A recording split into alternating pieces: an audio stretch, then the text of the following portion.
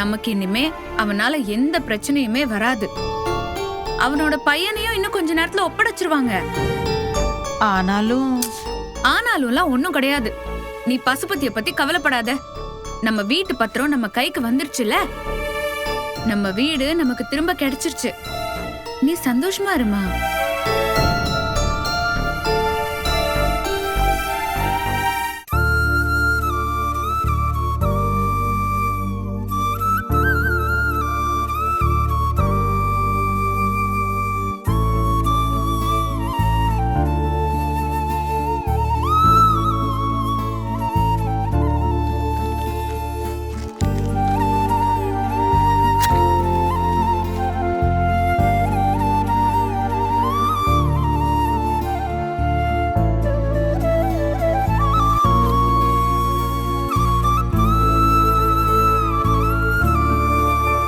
நேத்துதான் விஜய் தம்பி கிட்ட வீட்டை பத்தி பேசின.